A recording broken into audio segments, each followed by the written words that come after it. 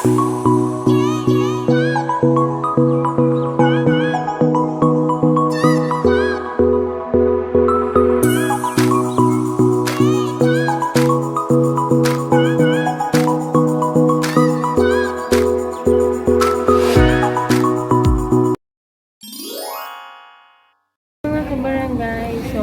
to my vlog. Ngayon ay October 9, 2021, Saturday, and magkakaroon tayo ng HIV seminar at the same time HIV testing dito sa ating barangay San Bartolome. Ito ay libre galing sa ating Quezon City Mayor Office at Quezon City Health Department. Ito ay joint project ng ating City Mayor Joy Belmonte, Quezon City Health Department, AJ Maximo Clinic, San Bartolome, Barangay San Bartolome Committee on Health, and the same time ito ay activity para sa ating mga LGBTQI, BPSO at sa mga babae at lalaki na nagnanais na voluntaryong magpavaksin, kasi alam naman natin na tumataas na ang data sa mga nagkakaroon ng HIV dito. Medyo nakakalungkot din na sabihin na medyo tumataas at dumadami katulad dito sa ating barangay. So, hinihikayat na tayong lahat kung nais yung magkaroon ng HIV testing maaari. Ayan, okay, the show must go on. Okay, sige, allow us introduce to you our staff, our clinic staff.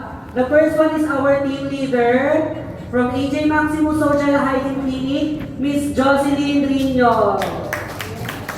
And of course, the team leader of Clinica Nova Liches,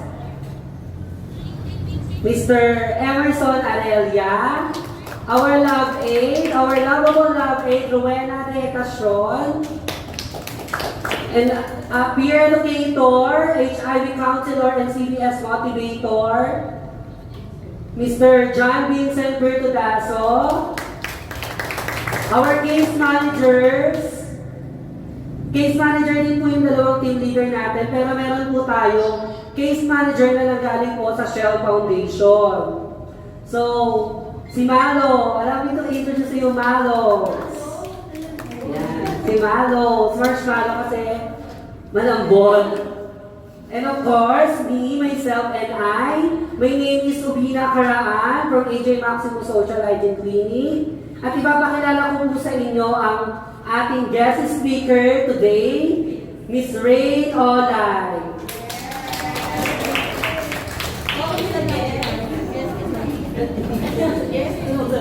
Hello, good afternoon po. In behalf of Quezon City Health Department and our City Health Officer, Dr. Esperanza Anita Arias, our team, AJ Maximo Social Hygiene Clinic and Clinica Nova Liches, in behalf of our Medical Officer, Dr. Roldan. So ayan po, nandito po kami sa inyong barangay para po magbigay ng dagdag kaalaman patungkol sa usapin ng HIV/AIDS and STI. So tatalakayin po natin ngayong hapon kung gaano nga po ba talaga ang paglawak o ang paglobo ng populasyon ng HIV dito sa Pilipinas. Dahil na po, sa panahon ngayon, humaharap tayo sa mas malaki pang problema ng ating bansa, ang pandemya. Hindi na ito masyado ngayon nabibigyan ng pansin. So ngayon po, ipapaliwanag po namin ng mabuti para sa kaalaman po ng lahat, ano nga po ba talaga si HIV, ano si AIDS. Baka kasi iniisip natin, si HIV and AIDS, isa lang po siya. At si STI po ay HIV. Tama po ba? So yung mga misconception na po na yan ay itatama po natin ngayong hapon. So ano nga po ba ang HIV? HIV stands for Human Immunodeficiency Virus, isang uri ng mikrobyo na pag pumasok sa katawan ng isang tao, ito ay hindi nagpapakita o nagpaparamdam ng kahit na anong klase ng simptomas o mga palatandaan. Tandaan, ang HIV kapag pumasok sa katawan ng isang tao, hindi ito nagpapakita ng mga palatandaan o mga simptomas. Tignan ang bawat isa po sa atin. Sige po, makakaharap ninyo mga katabi ninyo, tignan nyo po. Maaari, hindi ko sinabi meron, maaari, sila, tayo ay nagtataglay, hindi natin alam dahil wala naman itong pinaparamdam o pinapakita na kahit na anong klase ng simptomas. Kung ito ay mapapabayaan, kapag ang HIV pumasok sa ating katawan, ito ay mapapabayaan, hindi agad na-detect, di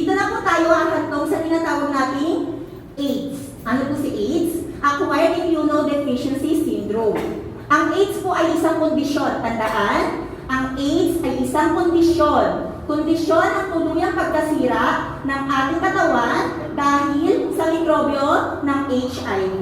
Na kung saan ang ating katawan ay wala nang kakayahan pang labanan ang iba't ibang klase ng infeksyon at komplikasyon na papasok sa ating katawan. Ano-ano po yung mga infeksyon at komplikasyon na yon? Maaaring TB, pneumonia, severe diarrhea, or cancer. So, pag nasa AIDS condition na po tayo, lahat po ng klase ng infection na yan ay atin nang mararanasan. Maliwanag po ba? Naintindihan po ba si AIDS? Yes. Naintindihan po ba ang pagkakaiba ni HIV at AIDS? O ulitin ko, ano po ang pagkakaiba ng HIV at AIDS? Tsura ni Super. Sige nga. Pag may sakit pala ganyan. Super. Ano po ang pagkakaiba ng HIV at AIDS? Yung, ano daw?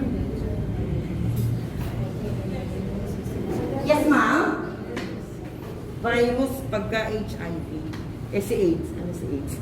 Sakit na mismo. Disease. Pabayaan. Disease of the Virus tsaka disease. Okay. HIV, tinatawag natin asymptomatic.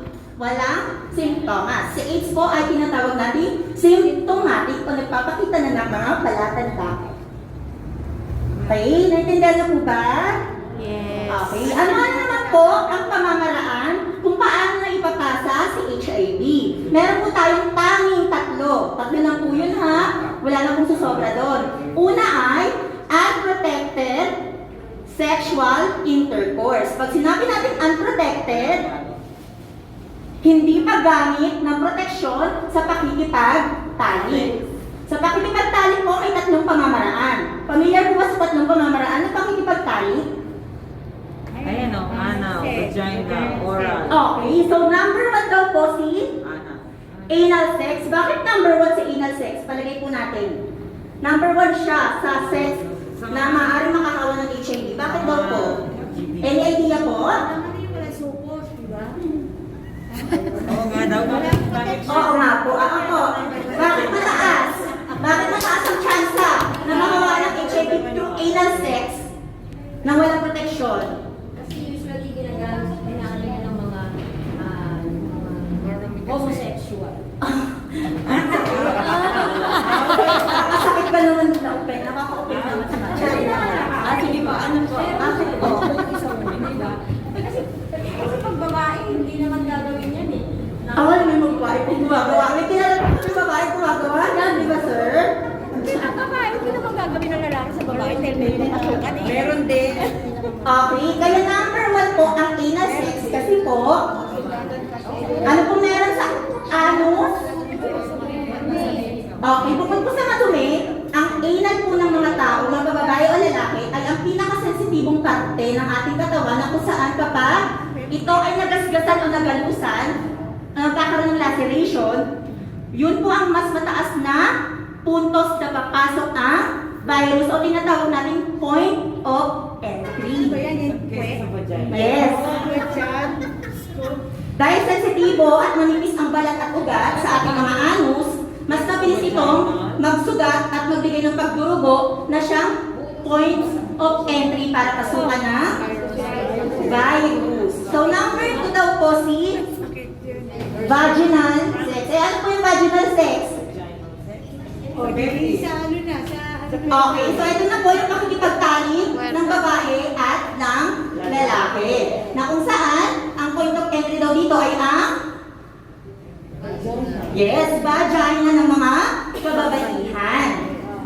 So pangatlo daw po si oral sex. Pero daw po, less ang chances kay oral sex. Bakit palagay nyo less o mababa ang tsansa ng oral sex na makahawa ng HIV? Eh baka ginagamit niya yung mouth. Ayun nga. Okay nga. Si Ate Berlisa! Nalaloka ako sa'yo. Ate girl yung malawa kasi mo. Bakit po? Oo nga, bakit nga mababa? Anong meron sa bibig? Bakit mababa ang chance na magkaroon ng HIV through oral sex? Pwede dagdag din ng kondo? Hindi naman kasi lolo na pwede na. Eh, paano pag nilo, no? Bakit po less ang chance na magkaroon ng HIV through oral sex? Ay, wala namang virus sa loob. Wala namang virus sa loob ng bunga. So, nag-aaway po sila. Yes po, ma'am. Walang ganong sira yung ngipin. Okay, may idea? Yung walang singaw. Kasi walang Walang open sa... Okay, so walang si ate lang ang may idea. Walang ano po. Ang logic, ano po meron sa bibig natin? Anong klase ng likido? Okay. So si laway o si saliva na nagko-contain ng tinatawag natin natural acid na siyang pwedeng pumatay kay virus. So kahit po nag-oral sex tayo, nilunok natin yan. So si kapatid, gumagawa. Okay. Less ang chance na magkakaroon ng HIV dahil sa ating saliva or laway. Pero, hindi ko sure. Pero, mag-iingat. Ano po yung dapat pag-ingatan? May mga iba't iba po kasi ng klase ng STI na pwede tayong mahawaan. Ano-ano po yun? Mamaya i-discuss natin. Mag-ingat ng oral sex kasi possible pa rin magka-HIV. Kung meron tayo, sabi ni ate, mouth sore, bulok ng ngipin, nagpabunot ng ngipin, or sa pagtutoothbrush, nasugatan, yes, point of entry siya na pwedeng pasukan ng virus. Kahit yung laway, hindi siya kayang puksain. Kaya before po nag-oral sex, kailangan walang sugat si bibig. Kahit HIV, safe kayo. Sa HIV lang po yun ha. Tanungin mo muna yung tao kung may HIV siya ba? Okay, mamaya tatanungin din natin yan. Sabi natin, Birdie, tatanungin ko muna yung pa-sex ko, may HIV siya. Tanungin muna natin to. So, ayun po. Una daw po ang unprotected sexual penetration. Ayun po yung tatlong pamamaraan. Ang pangalawang pamamaraan naman po ay contaminated or injected syringes and blood through blood transfusion.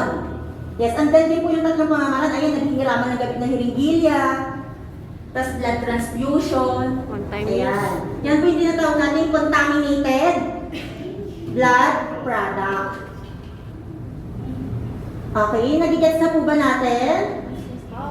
Okay, so pangatlong pamamaraan po para maipasa sa HIV ay infected mother to his baby or child. May tatlong pamamaraan din po kung paano na ipapasa ni nanay si HIV kay baby.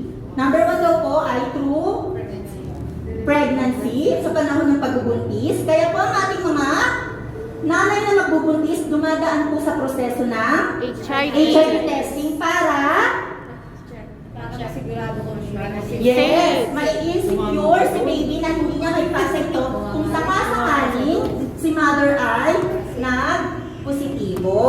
Pangalawa daw po is through delivery.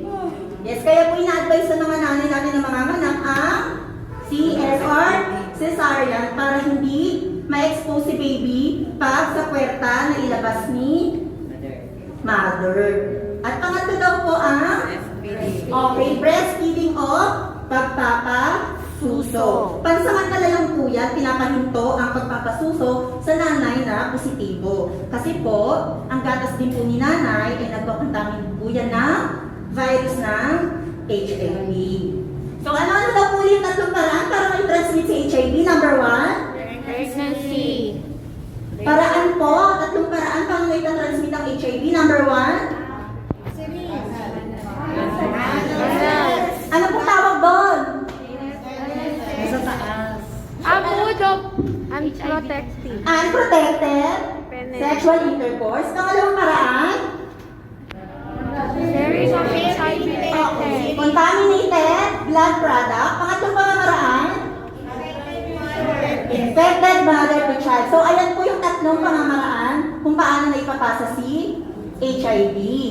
Ano naman po yung 4 na likido na highly concentrated ng virus? Pag sinabi natin highly concentrated, doon lamang nabubuhay ang virus ng HIV sa likidong nasa tao? Number 1 daw po ang? Okay, si dugo o blood ang may pinakamataas na porsyento ng virus ng HIV. Pangalawa? Semen. Okay, semen. Ano po ang semen sa Tagalog? Mali. Tamod. Hindi po. Semilia is sperm. Semen is tamod. Iba ba yun? Yes, po. Nandito ko eh. Pangatlo, ano daw po yung pangatlo? Breast milk. Okay, breast milk daw or gatas ni nanay. At pang-apat ang? Vaginal fluid. Ano po sa Tagalog ang vaginal fluid? White. Mga babae dito, karamihan mga babae. O mga ate, ano po yung Tagalog ng vaginal fluid? White men's. Okay, sabi na hindi, hima. Hima ng babae. Hima, para hindi kayo malito, himas ng himas, lalabas ang hima. Okay, yan yung apat na likido na highly concentrated ng virus. Liwanag po. Okay. So, meron din po siya tinatawag na principle. Wow, may prinsipyo. Ang HIV may prinsipyo din. Ano po yung principles of HIV? Ang principles of HIV, ito po yung apat na prinsipyo ng matagumpay. Pag sinabing matagumpay, successful na pagpasok ng virus mula sa isang taong positibo papunta sa kanyang mapapasahan. So, ano daw po yun? Letter E, tinatawag itong S. Ano yung letter E? Exit. Pag sinabi natin exit, paglabas ng isa sa apat na likido na nagtataglay ng virus. Ano-ano po yung apat na likido na yon? Dugo, semen, Breast milk. breast milk, Vagina. vagina. Alin man sa apat na yan ang inilabas ng taong positibo, exit. Susunod po letter S, sufficient. Ibig sabihin ng sufficient, sapat na dami ng virus. Hindi po sinasabi na, ay, ang konti lang nilabas niyang tamod. Ay, ang konti naman ng dugo na yan. Hindi po yon. Kahit konti po ang amount ng limitong inilabas niya, kung ang bilang ng virus doon ay napakataas, may posibilidad po na tayo ay mahawakan. Yun po ang sinasabing sufficiency. Sapat na dami ng virus, hindi ng likido. Susunod pong S, survival. Kailangan daw po makapag-survive ng likidong ito na nagtataglay ng virus sa tinatawag nating temperature. Tama. Temperature, acidity, moisture, and air. Kailangan makasurvive siya dun sa apat na yun. Kasi pag masyadong mataas ang temperatura, maaaring mamatay si virus. Kung yung likido na yan, nahanginan, maaaring mamatay si virus. So, hindi na successful ang pagpasa. At yung last ay letter E. Ano daw po yung last na E? Entry. Ibig sabihin ng entry, point of entry dapat siyang may papasukan. Kailangan yung paglabas ng isa sa likido na yan na may sapat na dami ng virus na nakasurvive sa mga temperatura ay kailangan tagumpay ang pagpasok o entry. Dahil kung hindi tagumpay ang pagpasok niya, hindi rin po tagumpay na mapapasa si HIV. So, maliwanag po ba? Naintindihan po? Okay.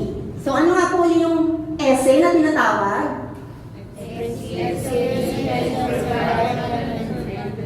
Okay. So, tandaan lang po yan, ha?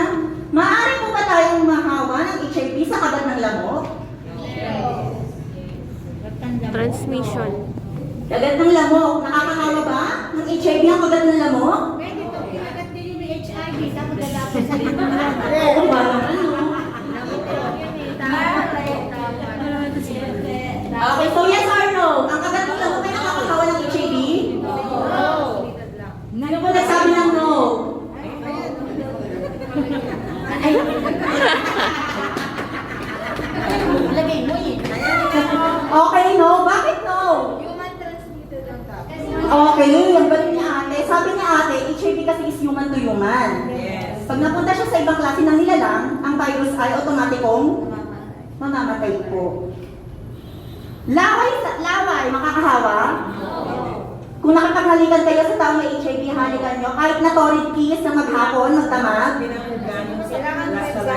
Okay, sabi ni ma'am, kailangan po gallons of saliva. Ilang galon? Hindi ko alam. Sarap Yung galon. Hindi ko rin Lima. 5 gallons. Isang gallons? Oo, gallons ba? Opo, 8 to 12 gallons of saliva. Kaya ba? Kaya ba natin mag-produce ng 8 to 12 gallons of saliva? Okay, so hindi po. Paggamit ng banyo, gumamit yung taong may HIV, gagamit ka rin. Lalo na sa mga babae, umuupo po yan. Okay, so, no. Yung pagkain na kinainan ng taong may HIV, kinain na kakainin natin, nahahawa? No. Sa isip ko hindi. Okay, so no pa rin, ha? Transmitted. COVID na nakakaw. Okay, may tanong pa po ba katungkol kay HIV? Meron ba tayong tanong kay HIV? Tapos na po tayo kay HIV. Doon na po tayo sa kapitbahay, sa kapatid ni HIV. See? Hindi, may eskwelahan yan dito. Okay, STI, sexually transmissible infection. Ano-ano po yung mga iba't ibang uri ng STI? Meron po tayong tinatawag na bacterial STI. Ano-ano po yung mga bacterial STI? Gonorrhea. Gonorrhea, ano pa? Syphilis, Chlamydia. chlamydia, ano pa? Wala na, tatlo lang ang nagay. Tatlo na. Ay, sakit pa rin. Okay. Yan po tinatawag nating bacterial STI. Meron po tayong tinatawag na viral STI. Ano po yung viral STI? Ang herpes. Herpes, Herpes, warts. Genetic. warts, at Hepa B at HIV. Meron din po tayong tinatawag na fungal STI. Ano po yung fungal? Candidiasis. Okay, may tinatawag din po tayong parasite STI. Ano po yung parasite STI? Public life. Saka scabies. Okay, so ayan na yan po ang agent. Pag sinabi natin agent, yes, may ahensya. May ahensyang STI. Pati STI may ahensya, no? So doon muna tayo sa bacterial. Ano-ano mga bacterial STI? Gonorrhea. Ano po si gonorrhea? Sa Tagalog ay? Okay. Si? Tulo. Ano po yung mga komplikasyon na pwedeng mangyari pag tayo po ay may STI ng tulo? Pag hindi ito agad nagamot. Nagagamot po yan at nalulunasan. Pero kapag napabayaan, maaaring magdulot ng komplikasyon. So ano pinakikita komplikasyon nyo dyan? Yung discharge ay symptoms po niya yan. Yellowish or greenish color, yan po ang symptoms ng gonorrhea. Sa mga kababaihan, nakakaramdam ng pananakit ng puson. Sa mga kalalakihan naman po, masakit pag umiihi kasi sa mismong urethra o daluyan ng ihi, nandun po yung infection ng gonorrhea. So pag napabayaan, pwedeng magkaroon sa mga kalalakihan ng pamamaga ng bayag. Nakakamaga po yan ng bayag. Sa mga kababaihan naman po, posibleng hindi na kayo magkaanak dahil sa infeksyon na daladala ng gonorrhea. Pag napabayaan. Kaya dapat po pag nakaramdam ng sintomas, ano pong ginagawa? Okay, so kung lumapit na po kayo sa pinakamalapit na ospital or pwede sa amin, sa Klinika ng Baliches and AJ Maximo Social Hygiene Clinic, para po kuha kayo ng specimen at itest yung specimen na yon kung yun ay posibleng infeksyon ng gonorrhea. Bukod sa gonorrhea, meron pa tayo isang klase ng tulo. Ito ay chlamydia. May pagkakaiba si gonorrhea at si chlamydia. Si gonorrhea, yellowish and greenish color. Si chlamydia ay cleared white color. Yes, so tinitest din po yan kung mayroon possible po yan ay si chlamydia or si gonorrhea. Depende sa discharge na lumalabas sa ari, babae man po o lalaki. Pwede rin po tayo magkaroon ng tulo sa bibig at sa puwet. Tandaan na, hindi lang po genital ng babae at lalaki ang pwede magkaroon ng tulo, pwede po sa bibig at sa puwet gamit ang anal sex and oral sex. Hindi po tayo safe sa oral sex kapag may gonorrhea or chlamydia ang ating katali. Hindi siya katulad ng HIV na safe through oral sex. Yan pong gonorrhea tulog, hindi po safe through oral sex. Pwede po tayo magkaroon ng tulog sa bibig kapag ang naka-oral sex natin ay may infection na yan. Next po, syphilis. Ayan. Sa mga buntis, kasama po yan sa tinitest bukod sa HIV. Ano po ba ang syphilis? So ano po nakikita yung palatandaan ng sintomas ng syphilis?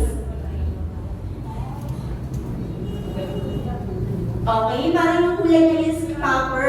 Copper color.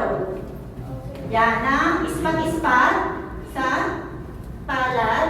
Pwede sa talampakan or pwede po sa braso. Yes, ayan po yung tinatawag na syphilis. Pag meron po kayong nakita niya sa mga palad po ninyo na ganyan ang itsura, sa talampakan nyo, pwede po yan sa bibig. Magkaroon kayo sa bibig ng ganyang sa klase ng sintomas. Kaya dapat chinecheck nyo rin po yung inyong mga katawan kung nagkakaroon ba ng ganyan. Kasi pag may nagagamot naman po. Yes, nagagamot po yan si syphilis sa ganito ba? Kaya magaling na lang ako ng birthday. So, ayan. Yan po yung syphilis. Meron po yung tinatawag na tatlong uri ng syphilis. May primary, may secondary, at may tertiary. So, kailangan as early stage, primary pa lang, dapat natitest na agad si syphilis. Kasi pag nababayaan po yan, mahirap po at mas komplikado ang gamutan kapag umabot siya ng secondary and tertiary. Yes, kasi po, pudpud na. Para po siyang flesh-eating bacteria. Buhay pa kayo pero inaagnas na. Ganyan po ang itsura kapag nababayaan ng sobra si syphilis. Kaya simptomas pa lang, kailangan ng magpa-test para maiwasan yung klase ng komplikasyon na pwedeng humantong kay syphilis. Sa mga buntis, pag hindi nagamot ang syphilis, maaari itong maging dahilan ng pagkamatay ng bata sa kanyang sinapupunan. Kaya mga buntis, tinitest din po yan for syphilis. Next po ay ayan, si candidiasis. So ano pong itsura ng candidiasis? Parang nanggaling sa puba. Parang nakakadili daw sabi ni ate. Kala ko si ate kinikilig. Nagdidili pala. So ayan po yung itsura ng candidiasis. So, tignan niyo po kung anong klase yung mga itsura nila para aware po kayo kung ganyan din po ba ang itsura ng inyong mga genitalia. Kasi kung napapansin niyo may something wrong, pwede na po kayo magpakonsulta. Next po is, ano na po yung susunod? Okay, sa herpes or herpes zoster simplex virus. Isang uri po ng viral infection na kadalasan unang tumutubo po yan primarily sa ating mga genitalia. Opo, sabi natin Bernie, para siyang mamaso. Opo, ganyan po ang itsura na herpes. Pwede po yan tumubo sa mukha, pwede sa katawan. Mas malala po siya sa tinatawag yung mga maso. Kasi po, triple po ang nararamdamang sakit ng mga taong nagtataglay ng herpes. Triple ang sakit kasi halos tumagos po sa laman ang sakit pag nagkaroon po kayo ng herpes. May gamot lang pero walang lunas. Pag sinabi po kasi natin viral infection, ang mga viral infection ay pansamantalang nagagamot pero hindi nalulunasan o hindi nawawala sa sistema ng ating katawan. So pag nagkaroon po kayo ng isang beses, lifetime na po na meron kayo niyan. Depende na lang sa kakayahan o sa mechanismo ng katawan ninyo kung paano niya lalabanan si herpes. Pag malakas ang immune system, nawawala po yung herpes. Nawawala yung nakikita yung mga sinasabi ng mga maso. Pag mababa ang immune system nyo, lalabas po yung simptomas ng herpes. So, skin-to-skin contact po yan ha. Pag sinabi natin skin-to-skin contact, pwede siyang makahawa kahit walang direct sexual intercourse, balat sa balat, nagdikit ng tao may herpes, pwede po kayong mahawa. Next po ay okay, so si genital warts. Kulugo na tumutubo sa aray babae o lalaki. Sa mga kababaihan, maaagapan po yan. Kasi may tinatawag po kayong HPV. Ano po yung HPV? HPV vaccine, Human Papilloma Virus. Mas kilala po si genital warts sa tawag na Human Papilloma Virus. Sa mga babae, nagpapabaksin po ng HPV para po maiwasan na magkaroon ng yes po, nag-focus po kasi yan sa mga kababaihan ng cervical cancer, yung genital warts. Hindi po yan nakikita agad sa mga babae. Bakit po? Tumutubo po ang genital warts sa loob ng puwerta ng kababaihan.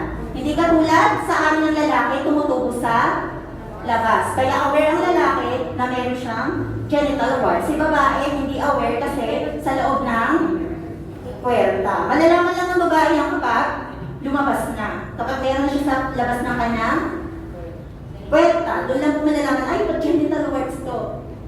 Ganun po, ha? Hindi agad nalalaman kasi sa babae sa loob ng puwerta tumutubo yan. Ganun din po, like si herpes, viral infection po yan. Pag sinabi natin viral infection, ano nga po ulit ang mga viral infection?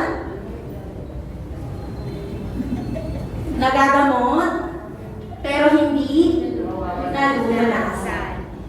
Okay po, skin to skin contact din po yan, ha? Yes. Next po ay si okay, si pubic lice. Ano po yung pubic lice? Okay. So, kung may kuto sa ulo natin, sa buhok, meron din po kuto sa ating mga pubic hair. Hindi po siya mismo sa are, Hindi po siya nasa are. Nasa mismo pubic hair po natin sa pinaka-laman. Laman kung saan tumutubo ang pubic hair o bulbul natin, nandun po nananahan o nakatira yung tinatawag nating pubic lice. Kahit po alinin nyo yung kalbuhin nyo yan, hindi po mawawala ang pubic lice kasi nasa pinaka-laman tumutubo. Sobrang kati po niyan. Dati daw po, ang advisable na gamot dyan, fresh meat, itatapal, magaling na. So hindi po yun. Dapat po siya, pinapacheck po siya sa ating mga specialist para sila po ang magbibigay ng paunang lunas para magamot si pubic lice. So, skin to skin contact din po yan, ha? Yes, kung yung katabi ninyo may pubic lice, pwede po kayong mahawaan ngayon din. Yes, kasi po, gumagapang po yan. Gumagapang yan. Yes, pwede po kayong mahawaan ng kahit wala kayong direct sexual contact. Next po ay si ano daw po yung relationship? Ito na po tayo sa relationship ni HIV at STI. Anong relationship ng dalawa? Complicated ba? In a relationship ba? Married? Ano pong relationship ng HIV at STI? Okay, pag sinabi natin same mode of transmission, kung paano ipapasa sa HIV, ganun din ang paraan ng pagpasa ng STI. Ano ba po? Okay, same ways of prevention. Kung paano ang paraan para makaiwas sa HIV, ganun din ang paraan ng pag-iwas ng STI. Susunod po. Okay, ibig sabihin niyan, kung sino ang mas madalas na magkaroon ng STI, mas mataas ang chance na magkaroon ng HIV. Bakit? Ano ba yung STI? Infection. Pag may infection kayo, may point of entry na pwede pumasok si HIV. So, naintindihan po ba? Okay, so ano naman po yung mga paraan ng pag-iwas? Meron po tayo tinatawag na 5 paraan ng pag-iwas kay HIV at STI. Letter A, ano daw yung A? Abstinence or abstain from sex. Ano pong ibig sabihin nun? Okay, pagtanggi at pag-iwas na wag muna makipagtali. Kaya po ba? Kaya? Sigurado kaya? Okay. So, hindi bawal, ha? Baka naman awayin nyo ako. Hindi ko kayo pinagbabawalan na makipagtali. Umiwas na wag muna makipagtali kung hindi kayo sigurado sa gatalik nyo. Letter B.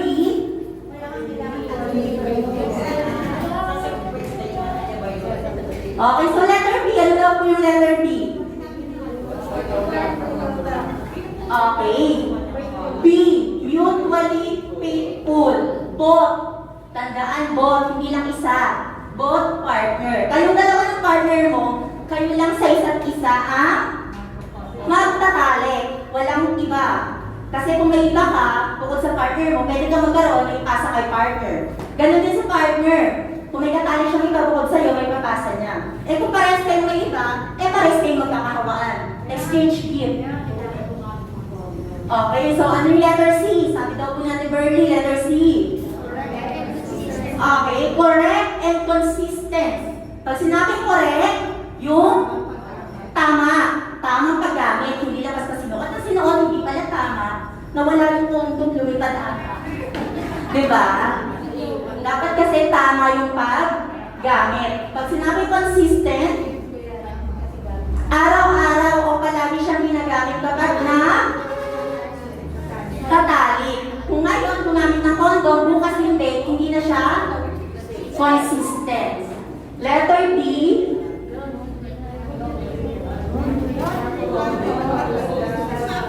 Okay. Huwag daw pong uminom ng labis at gumamit ng droga. Ano daw po ba yung impluensya ng alak at droga? Okay. Kadalasan, nagiging sexually active tayo kapag nakakainom ng alak. Eh, sinabayan ng droga. Hala, kung sino-sino na lang ang nakakatali.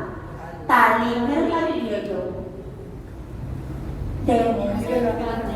Ilan? Letter E. Ano daw po yung letter E? Okay, so education and early detection. Pag sinabing education, kailangan meron po tayong kaalaman patungkol sa usapin ng HIV at STI. Early detection, mas maaga, masusuri, mas maaga ang gamutan, mas maiiwasan natin ang komplikasyon at higit sa lahat ang maagang pagkamatay. So wala pong namamatay sa HIV, wala rin namamatay sa STI. Ang maaaring pumatay sa atin, komplikasyon na pwedeng kumapit sa atin kapag tayo ay nasa kondisyon na tinatawag natin. Ano nga yung kondisyon after ng HIV? Nakalimutan agad? Okay, sa AIDS ang kondisyon na yon. So, naiintindihan po ba mga ating kuya?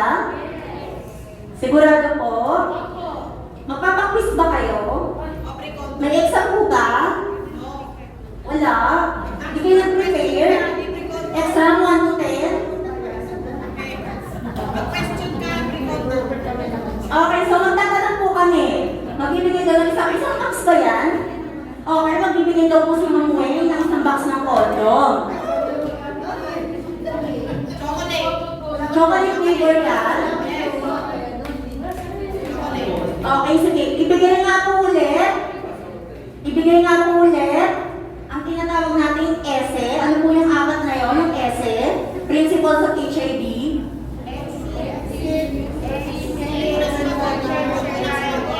Ano daw po?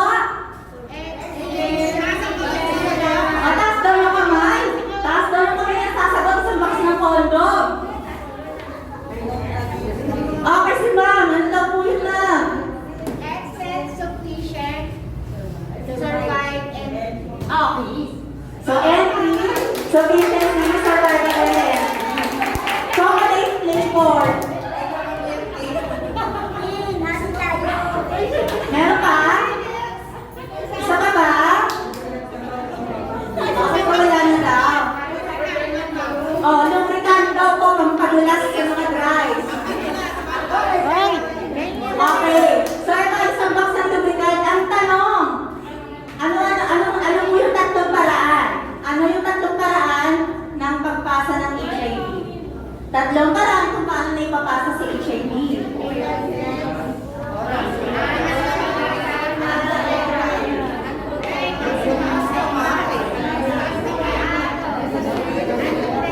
Ano tawag doon? Tatlong paraan kung paano na ipapasa ang HIV. Ano tawag doon sa tatlong paraan? Huwag na si ate, kanina pa siya.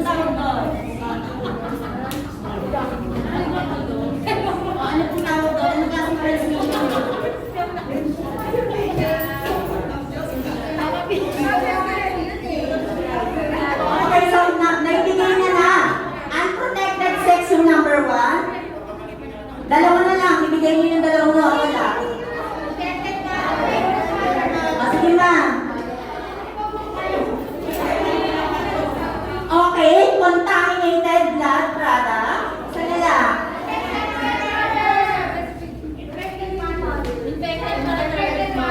Okay, infected mother to child. Diba talaga yung nagkakawa ng take down notes? Okay. So, acknowledge po namin ang presence ng ating punong barangay, Kap Dong Pascual. Maraming salamat po ha sa pagtanggap. Ayan.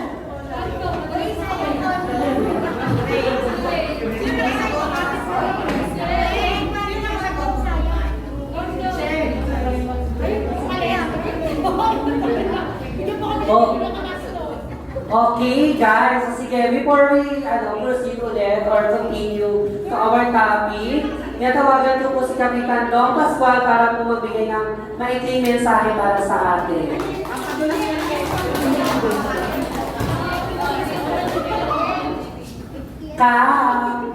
Kasarang ka.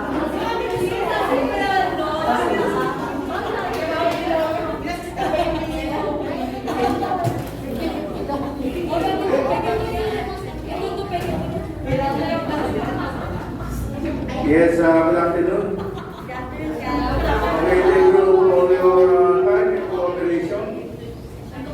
Ganyan. Dito sa ating activities, di ba? HIV and STI prevention, no?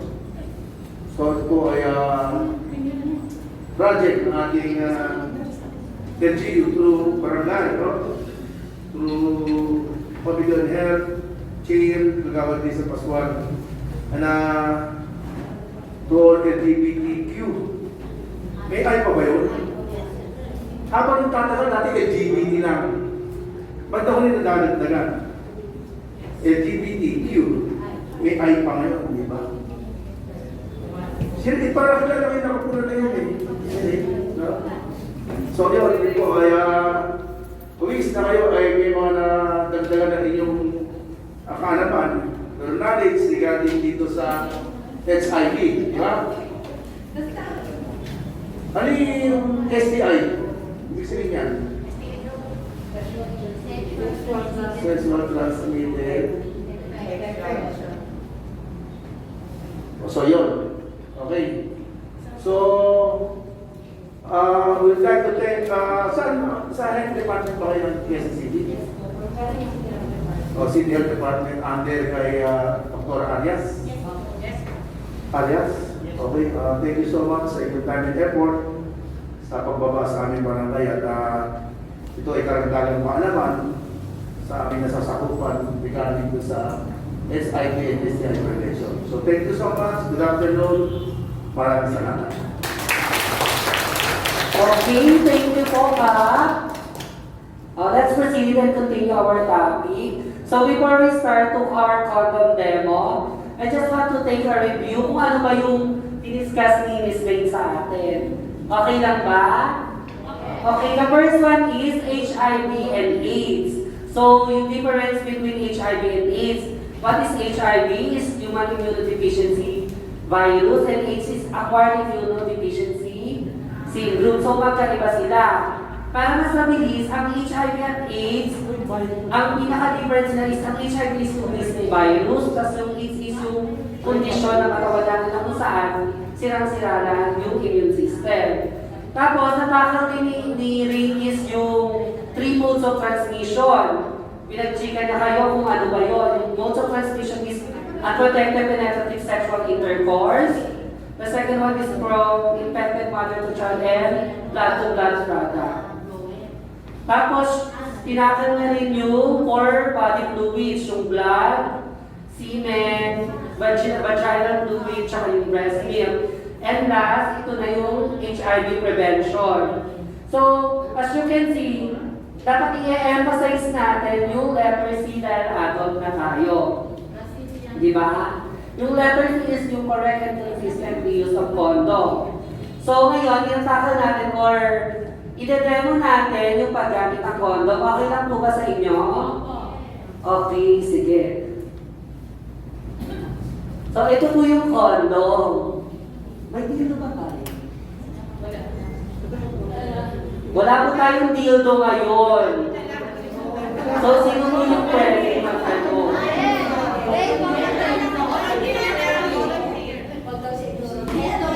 Walang dildo?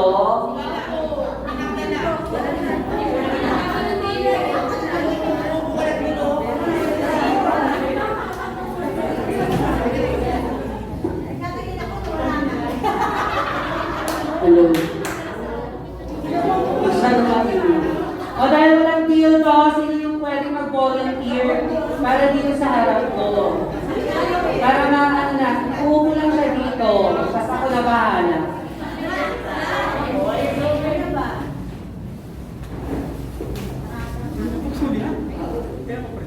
Okay, sige. So, ito rin, tawag doon. Start na rin po tayo ng testing. Sa mga gustong magpa-test po, pwede po pumunta po dito sa mga counselor natin. Para po, maka-counselor na po sila at masimulan na po yung testing.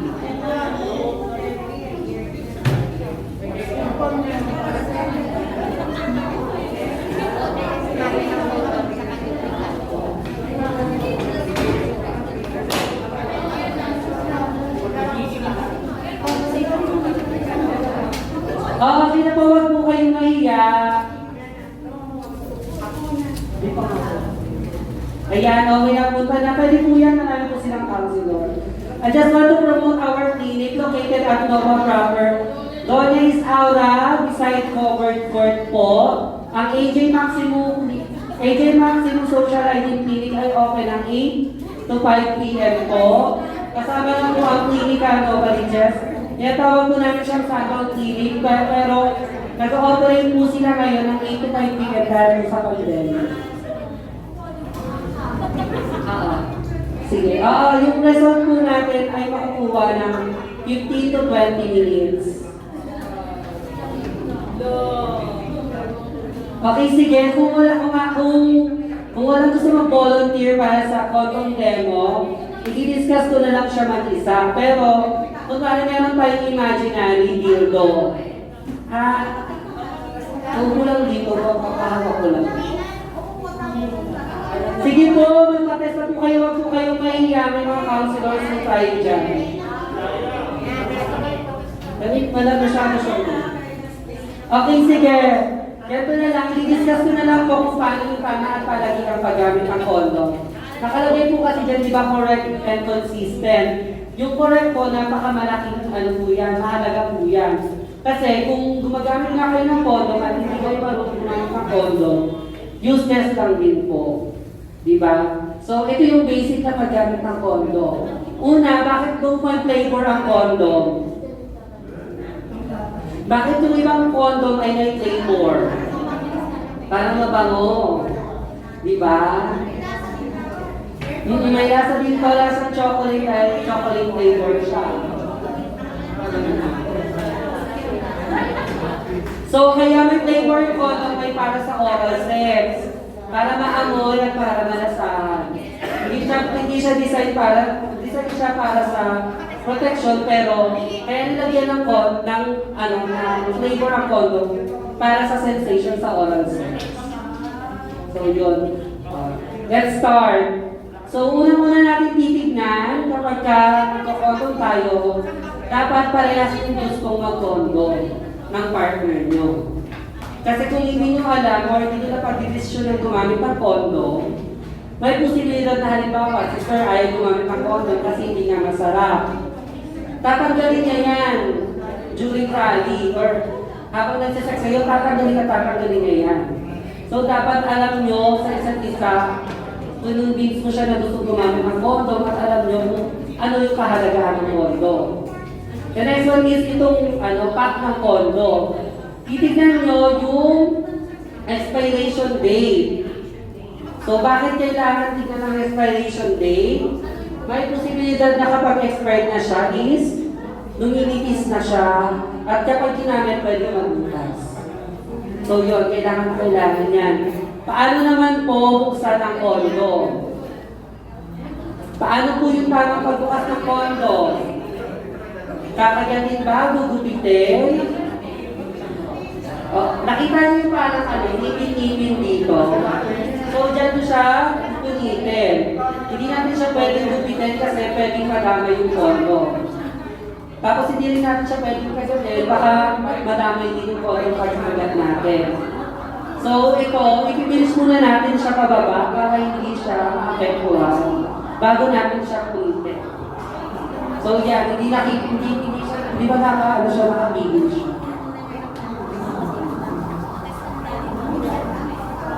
Ito na po yung kondo.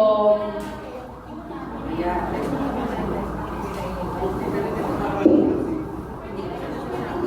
As you can see, yung kondo, meron siya parang chukol. Ayan, yung parang chukol. As you can see, yung kondo, meron siyang parang chukol. Yung chukol na to, ito yung lagayan na o imbakan ng tamol. Ayan. So, ipipinch nyo siya. Ipipinch nyo siya, tapos pagka-pinch nyo, i-twist nyo siya ng 3 beses. Bakit? Para ma-ensure natin na hindi siya mapapasukan ng hangin.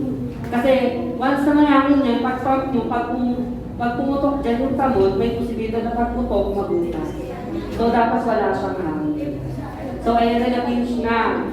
So, ilalagay na natin siya sa matigas na tite. Bakit? Hindi pwede malambot kasi mahihirapan ka maglagay. I-try nyo yan, lagyan nyo ng column yung malambot na nota. Hindi nyo malalagay. So, kailangan erected siya, ha? So, yan na. Kung halimbawa ito yung nota. So, ganito ang tawag ka dyan ka. Hawak ko siya sa ibabaw kasi yung nalagyan sa ibabaw niya. Tapos lalagyan siya. Kunwari lang push na siya kasi kalinet siya. Pagka-push na siya, paano natin tatanggalin yung kondo? Halimbawa meron akong laman. So, kailangan pagtanggal ng kondo, matigas pa din. Kasi kapag kama ng kondo, at hindi yung kondo, pwede matapos yung tapos. So, proper disposal. Kapag galing siya yung ilalan dyan sa stock dito yung sperm cell. Tapos sinasali natin siya. So, may kasi siya dito. Kung meron kayong issue, pwede nyo siyang dulog. And yung question ba? Any question regarding dito sa napag-usapan natin from HIV 101, I101, tsaka yung condom demo? Okay, pinapromote ko ulit po yung Klinika Novaliches at AJ Maximo Social Hygiene Clinic. Bukas po sila ng weekdays, 8 to 5 p.m. Pero may cut-off po kami ng 3 p.m. Kaya mga dapat bago mag-3 nandun na po kayo. Kung gusto nyo po makonsulta about sa HIV, syphilis, Hep B, gonorrhea, pwede po yun. Pumunta lang po kayo, located po siya sa Nova Proper Doña Isaura o near or beside covered court. Sino nakakalam nun? Ayan. Pwede po kayo pumunta doon, pwede po kayo mag-invite mga kapatid nyo, kaibigan, na meron pong iniinda or gusto magpa-check up.